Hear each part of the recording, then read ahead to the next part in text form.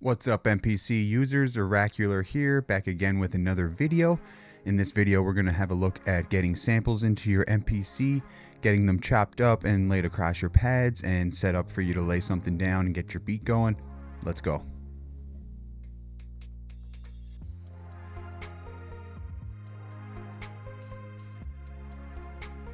So getting right into it, the first thing you're going to decide is what your sampling source is going to be. So whether that's a vinyl player or a iPhone, any phone, tablet, radio, anything like that. If you are sampling from a vinyl player, you may have something like this for cables, stereo out, stereo in, two dual 1/4-inch jacks there, or you may have phono outputs on your vinyl player to the dual 1/4-inch stereo left and right input on your MPC. Today I'm going to be using a dual 1/4-inch left and right stereo to a 3.5 millimeter headphone jack into my iPad, which will need an adapter, which looks something like this. So that's going into my iPad, and then my dual 1/4-inch stereo to my inputs on my MPC. So we're looking at the sampler here. The first thing you're going to want to do is make sure that monitoring is on. You do see my inserts here. I do have some effects, which is applied to my voice right now. So you can hear me monitoring off and on. Check 1, 2. Check, check, check, check. So you definitely want to make sure that is on. If you're not getting any sound, that is one of the first things that I would check. The way that I am set up right now is I have my mixer being fed into my inputs on my MPC. Now, you could be going straight from your device or record player, whatever your sound source is, directly into the MPC. In this case, the mixer is my sound source, so anything that's being fed into the mixer will be reflected into my sampler. So I have my microphone that you're hearing now, and you can see my levels there. I'm also going to add my iPad, which is plugged in on its end, and I'm going to go into left and right channels on my mixer. Now, right here, you do have your sample time. Let me just zoom in on that there. So this is your max length of your sample. You can go up to 20 minutes. And then the next thing you're going to want to do is arm. So you're not going to get nothing until you arm your sampler. And from there, you're going to want to set your threshold, which is right here. So the lower it is, the more sensitive it's going to pick up what you have coming in and when it decides that it's going to start sampling. So if my threshold was way up here and my sounds were beneath that, even though I'm armed, it's not going to start recording until something louder, sorry for that, it hits up at the top of the threshold there, and then the recording will kick in. I generally want my samples to be starting right away, so I come down pretty low with that. So let's sample something in. I have something ready to go on my iPad here. We'll take that into our sampler, and then we will jump over and see what we can do with it. Because I have some inserts here on the effects, I am going to want to turn those off. They are running with my microphone right now. That is my effects chain. But you certainly could have your own effects set up on there before you even take the sample in. I prefer to apply them post-sampling myself, but you certainly could do that. So I'm going to flick those off and take in my sample.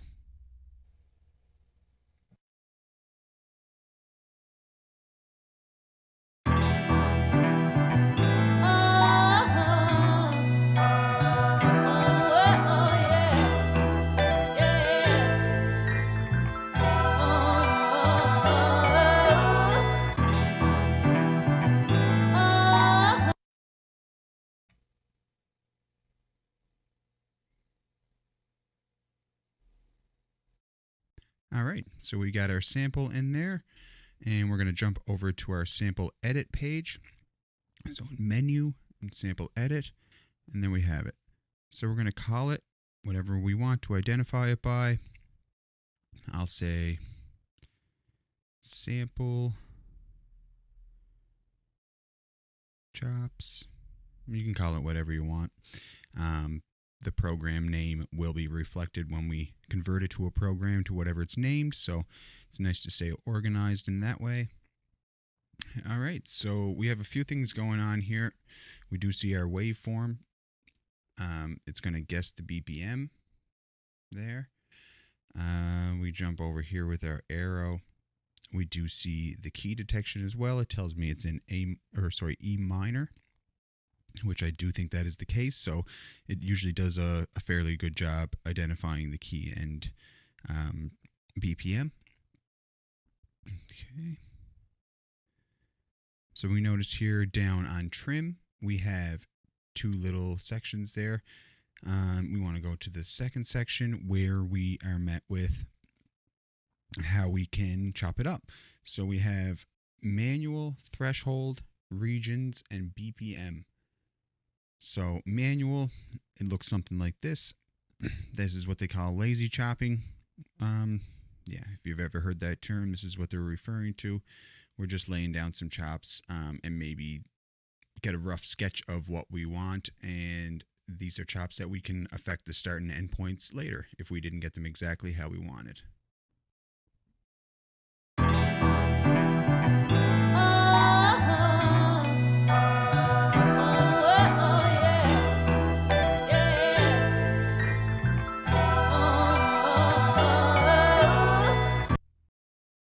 So that particular sample was a perfect loop. It was 16 chops, so I filled one bank of the pads here, my bank A. So they sounded something like this.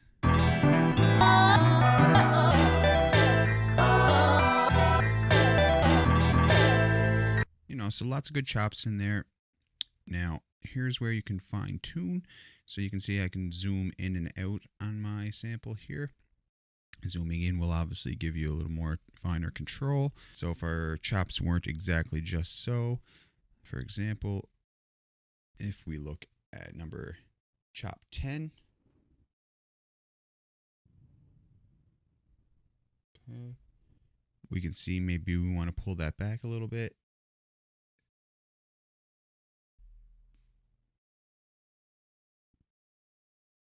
We can do that in finer increments while zero snap is on.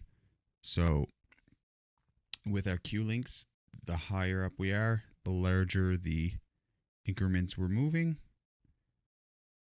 So down here, you can really fine tune that and get it exactly where it needs to be. So if we were happy with our chops, by the way, the method that we're using today is non-destructive, so you can edit these chops after creating your program, so no worries there. But yeah, if we were satisfied, we would hit Shift, Convert, New Drum Program using slices, and they're non-destructive slices, and we'll do it. And then what we're met with over here is our program, Sample Chops. Okay, so that's the manual method. We're going to jump back over to the sample edit and have a look at the other ways you can chop, which are fairly straightforward as well. So let's take a look at that. So that was manual. We want to hold Shift if we want to get rid of all the chops, which we do. So I'll be able to give you an example of the other methods there. Yeah, Shift and clear all, and that will remove all your chops. This is your playhead here. You're going to want to set that to wherever you want the sample to start chopping from when you hit the first pad, whether that's in the middle, towards the end. We want the beginning. Now, I don't know if you guys can see that, but we do have a little piece on the end here where the loop started to come around again. We don't want that, so we can zoom in. Here's a little tool that we can use to get rid of that and keep everything loop tight. We'll take our endpoint and get rid of that little piece there where it began to loop again. And right down here, we'll go to the other tab and click Process. Now what we want is discard. And basically what that's going to do is everything that's in gray is going to be deleted. So we will only keep what we have in between our start and end points for our sample. There we go. We have a perfect loop. So we're going to back into the other tab here. So that was manual mode. So you also have threshold mode. And what that does is it's basically going to pick up the transients where they're the loudest and most prominent and add chops there. So we do kind of see where on the downbeats and where the sample is most loud, that's where it's giving us our chops. But you can adjust the threshold to decide how sensitive or not it's going to give you your chops. So you can get some interesting results that way. We also have regions, which will just automatically chop it up into the regions that you decide right here.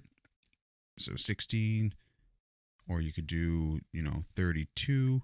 Depends on what you're working with. This was a perfect loop, so 16 would work quite well. It would be very similar to what we did with manual, except the chops would actually be bang on time, actually, if the loop was loop tight. But you can play with that.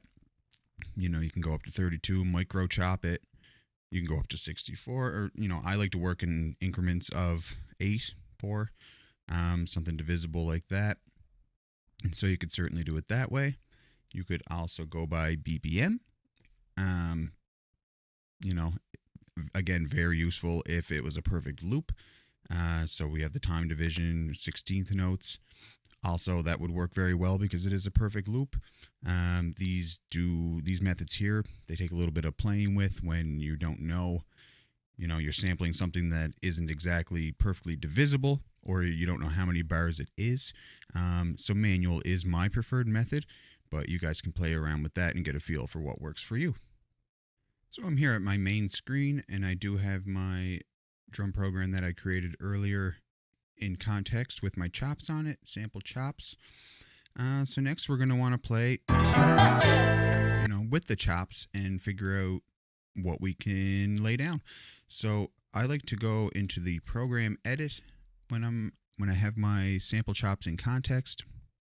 So you can adjust each individual chop in here as well to fine tune. What I like to do, of course, you can time stretch and pitch shift in the sample edit. You can do all that. I do have another video coming where we touch up on manipulating samples in that way. But for now, we're just looking at getting the samples chopped up and laying them down. Starting with that. So something I like to try is grabbing all the chops. So we're affecting them all at once in the program and playing with the tune.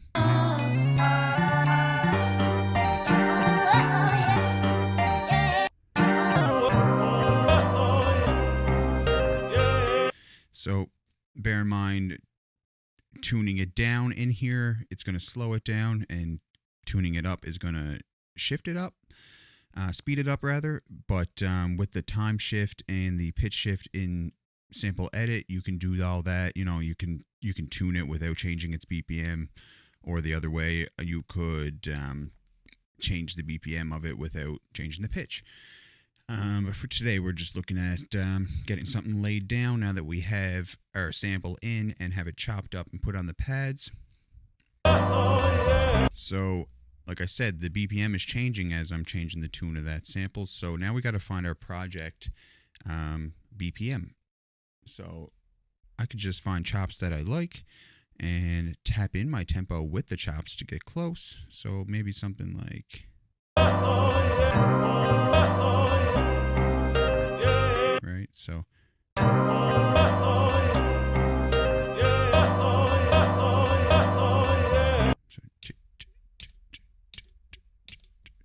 and that's telling me I'm at a solid 80, so that was pretty good.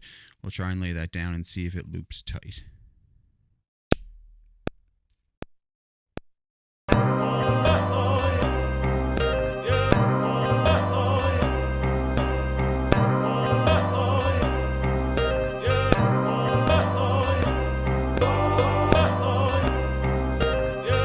So I think that's going to work. I'm just going to put that down to 4 bars and we'll play it back. I think the first 4 bars that I played would have worked, and we'll see if it loops back around cleanly.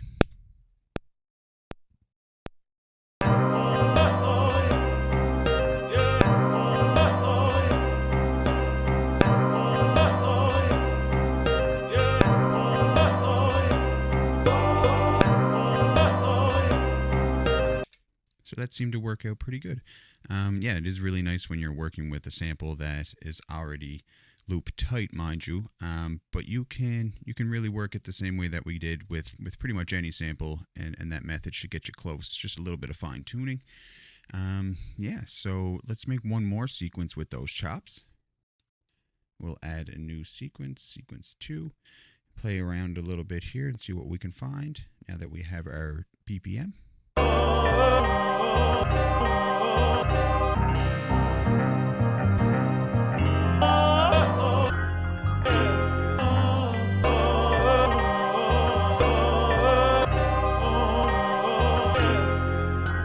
So that'll work.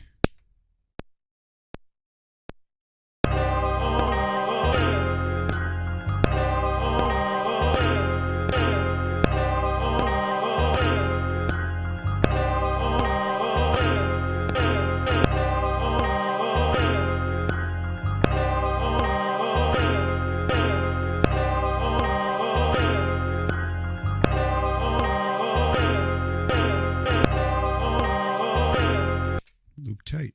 So let's look at adding some drums right quick before we end this video and hear how it's kind of starting to come together. So we will go into Browse, Expansions, and we'll go into, something maybe we're familiar with. How about some pad Thai? So my BPM is 80. I could try to match my drum kit up to about 80 BPM. So some elements inside of there will already kind of fit with it. But that being said, you can load up any and time stretch any of those samples that, we know it's in say 91 BPM on that drum kit I loaded up. You could certainly adjust the BPM of those samples in that kit to match our tempo of 80 for our project. But anyway, another video for that stuff. Let's find a kit. Something else that Program Edit will tell us as well is what key we are in. So if I pitched that down 4 semitones, it brought us to C minor.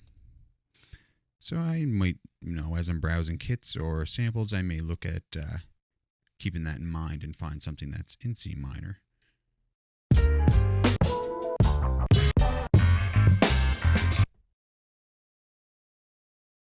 So this kit was at 88 BPM, so a little faster than our project, but it was in C minor. Nonetheless, just for purposes of this video, let's see what we can do. So sequence 1. Now I need track 2 because my chops are on track 1, and there's my kit.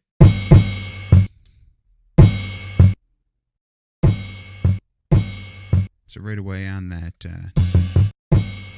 kick drum there, Program Edit, we can fine tune in there like I mentioned and get rid of that second hit that I'm hearing at the end.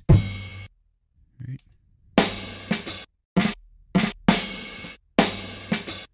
Same goes there. Again, we're not laying down a full track here, but just to give you guys an idea.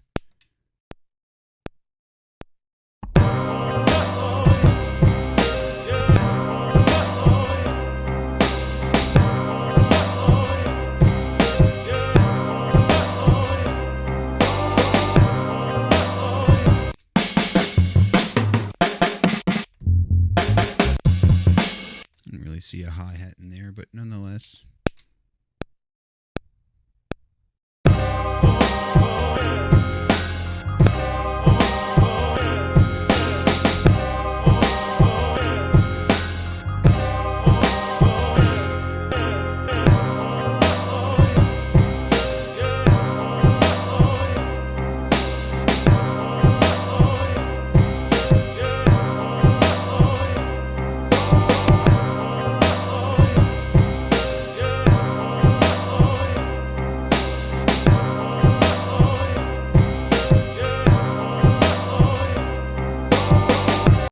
So that was sampling and chopping on the AKAI MPC. I do have another video coming, maybe that's more in depth with sample manipulation, time stretching and pitch shifting and getting stuff fitting in your project a little better in that way.